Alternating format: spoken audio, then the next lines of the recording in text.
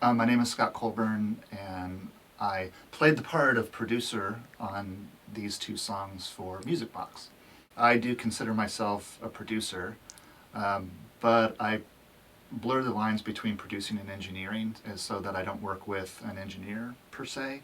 I have worked with engineers. I've had assistants in the past on other gigs, but the daily grind thing is usually just a one-man show. It's just me doing everything. The producer is very much like the director for a film, where it's the person that is trying to establish overall vision for the project and is trying to get to that vision as quickly as possible. But usually it's in collaboration with the artist to try to figure out what do they want to accomplish, how do they want it to sound. So I look at it as like I see the end result and I'm trying to make a beeline directly to that end result without like moving around like this. If I don't already hear what the record sounds like when I meet a band or hear them play one song, then I'm not the guy for the recording because I don't see the end result. I've done some well-known stuff, Animal Collective and Arcade Fire and Mudhoney and Prince Rama and the Nurses. But I've also done stuff that's a lot more underground and like what some might consider avant-garde or weird. I've engineered like 30 or 35 Sun City Girls records. I've played in strange bands. I've done modern classical and modern dance soundtracks and film soundtracks and that sort of thing. So it's like those are less popularly known, but to me are equally as exciting as far as end result and like how much time is put into the project.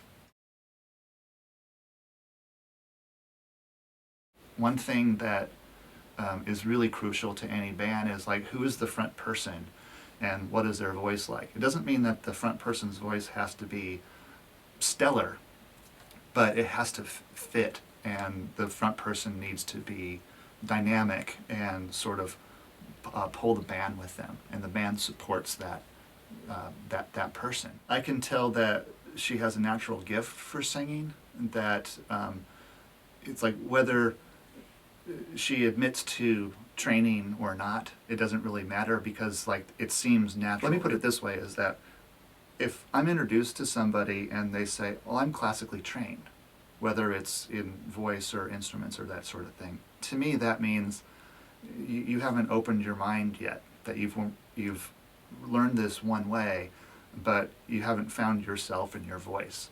And I'm finding that Musicbox has found her voice. And so to describe the voice is difficult because anybody that hears it will say, she's a really great singer. But if I have to draw comparisons to, it's like, what does she sound like? It's like, she doesn't sound like your typical pop singer, nor does she sound like your typical blues or soul singer or jazz, but it's a combination of all of those.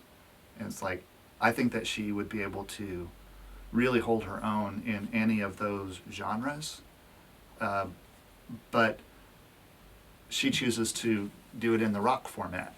And I think that that's really kind of interesting because in the rock format is usually not where you see really dynamic, strong voices being used. You find it here and there, but usually it's like it's a little less than what you would expect it to be, and it's okay. But this one, it's like when she sings, it's like that's all you're paying attention to. So it's hard to describe her voice to the average person of like what she sounds like. You just have to like play something and say, check this voice out.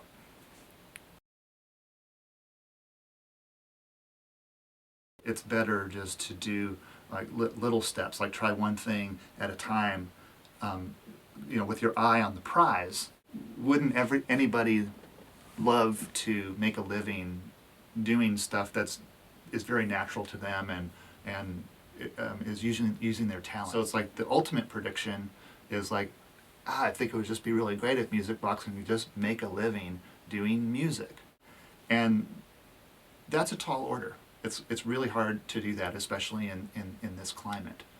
But if I pull it back in a little bit and think about just these 2 songs that we've done so far, it's like that's at least 2 songs that people can hear. And presenting the world with 2 songs is a lot easier to digest than here's a full album's worth of stuff.